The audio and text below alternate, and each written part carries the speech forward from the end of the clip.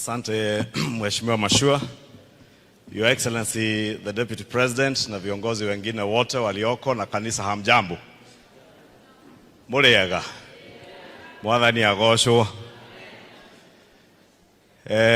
Hivyo Mheshimiwa amesema, Your Excellency na mchungaji nilikuwa tuna chat. Sijui kama amefuata mahubiri sana, sababu nilishinda nikimuuliza mmefika wapi. Nilikuwa na shughuli ya my parish minister mwenye anaingizwa kazi leo, parish minister mgeni. Na Your Excellency, unajua kwa kanisa letu la PCA that is usually a very big function. Kwa hivyo nimejiomba, nikawauliza kabla waendelee sana, wakati niliambiwa mahubiri yameisha hapa, nikasema sitachelewa. Hata kama nitachelewa sitakosa kuja. Na pia sababu nimeuliza governor mmehubiriwa nini, governor ananiambia nimeona Kahangara ndiye alikuwa anapiga makofi sana. So nikauliza Kahangara, mukire kanitha na mutirathikiriria? Kahangara kaniambia mmeambiwa msikue mkono birika, na ndio nimekuja na mkono wa kutoa, nisiwe mkono birika. Kwa hivyo Your Excellency, because I will also excuse myself so that I join the rest of the congregation probably before you finish, you will allow me to just say one word or two, kisha tukifika kwa mchango nisikue mkono birika, chenye Mwenyezi Mungu amenibariki nacho niweze kutoa. Na Your Excellency, hayo umesikia akiongewa na viongozi wengine. Hapa sisi watu wa Kiambu tulipigia kura serikali yetu ya Kenya Kwanza UDA, wewe na Rais William Ruto to the man. Sisi wote ndio uliona wabunge wetu wote isipokuwa mmoja ambaye pia tunafanya kazi na yeye, Mheshimiwa Kororia, ni wa chama chetu cha UDA, and 90% of our MCAs ni UDA.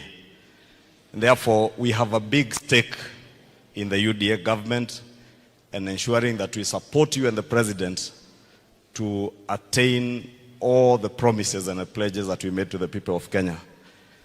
Na hapa kwetu unajua tulianzia pale Limuru in our economic forum for Limuru, na kuna mambo mengi tuliongea ambayo inahusu watu ya Kiambu, kutoka maziwa, kahawa, tea and small businesses, and I am happy Your Excellency sababu most of those items are under your office. Mambo ya kahawa, unajua yale matatizo tumekuwa nayo, tusaidia through the Ministry of Cooperatives na tuweza kutatua, and now our coffee farmers are able to mill their coffee within our county of Kiambu na wanaweza kuuza nje. Na hiyo ndio kazi tuliwaomba mtusaidie. Mambo ya maziwa na majani chai, I know you're also on top of it. We have seen the work umekuwa ukifanya, mambo ya kupigana na imported powder milk, ili kusaidia mkulima wa maziwa wa Kenya na wa hapa Kiambu. Vile vile Your Excellency, mambo ya biashara, we asked the President, and you know, this week we commissioned the second last market, or rather did groundbreaking. Na unajua tuna taratibu tumepanga wa vile wewe na rais mtafuatilia kuja kuwekelea foundation zile soko zote ambazo hawa bunge zile zinajengwa na national government, ili mrudi mkuja mtuwekee foundation stone, na zenye zitakuwa zimeisha mtufungulie kufanikisha ile mpango tulikuwa naye of supporting small businesses. Your Excellency, sio sababu serikali kuu inataka kushindana na serikali ya county, but it is a spirit of our constitution on complementarity of our functions. Tusaidie county kujenga masoko, then we hand over those markets to the county government to manage them. Na kwa hivyo Your Excellency, tunakushukuru you and the President for the support you have given us. Hayo mengine umesikia, street lighting, najua juzi all our members of parliament. Tulienda kumuona waziri na PS wa energy sababu ya mambo ya kufikisha stima, so that in Kiambu County tunataka kuhakikisha we have 100% connectivity ya stima. Kila boma iwe na stima, hata wenye wako in our rural areas wenye hawana stima. And those of us in urban areas, we get access to street lighting for security, as Mheshimiwa Ali says. And I know tumekuwa na mvutano kidogo na serikali ya county wakitaka kuweka mataa ya solar, and we encourage them to deploy the solar lighting because it is cheaper. Lakini tusiumize wananchi tukingojea solar. Just as they are doing with the markets, governor allow them to supplement. La mwisho, Your Excellency. Sisi hapa Kiambu, the only reason unaona besides wewe kuwa hapa na wewe ni kiongozi wa taifa, hatuneni na Kikuyu, it is because this is a very cosmopolitan county. Kiambu na Nairobi hakuna tofauti siku hizi. Hata vijijini ukienda huko kwa majani chai utapata watu wa jamii zote za Kenya. Therefore, we cannot afford as a people of Kiambu kuingia kwa siasa za ukabila. Na najua kuna wenye wamekuwa wakikusanya watu wakiwaambia kuna Limuru 3 ati kwenda kuongea mambo ya jamii. Jamii ambayo tutaongelelea ni jamii ya Kenya.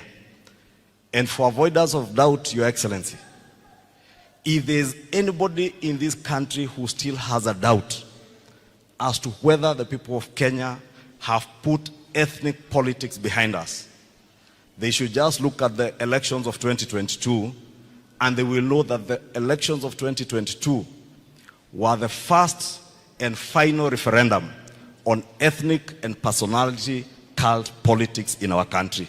Ningewauliza sisi wote tuweke siasa za ukabila nyuma, tuangalie Kenya as one united nation to accommodate each and every one of us the way we live harmoniously in Kiambu, bila kuangalia wewe ulitoka wapi. And I'm certain even this church, Your Excellency, as beautiful as it is, has been built by resources from people from across the country, and that is the Kenya we want to build. Na kama iko kitu imerudisha nchi yetu nyuma miaka mingi, one ni siasa za ukabila, two is corruption. And Your Excellency, unajua hapa Kiambu tumekuwa na shida, tunaonekana kama tuko na mvutano na serikali ya county.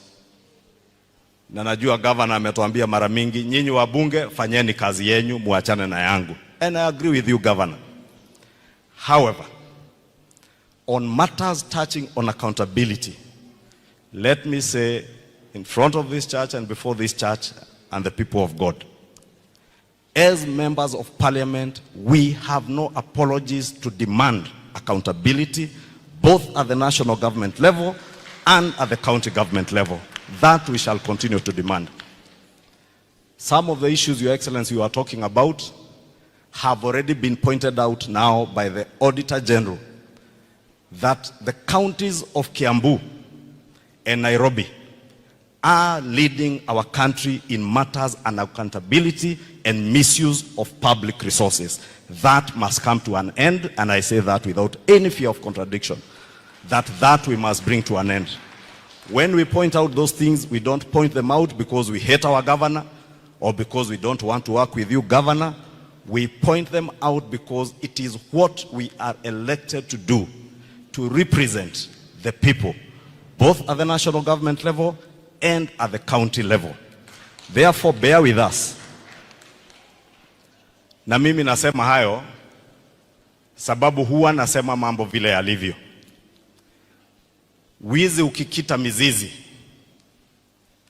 iwe ni Kiambu, iwe ni Nairobi, iwe ni kwa serikali kuu, hatutaweza kutekeleza yale mambo ambayo tuliwaahidi wananchi wa Kenya.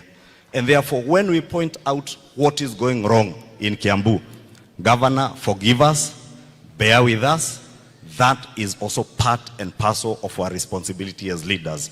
And if anybody else is left out, mimi nikibaki nikiongea peke yangu mambo ya Kiambu, nitaongea until the cows come home. Na mimi sitaki kiti ya governor kama Alice.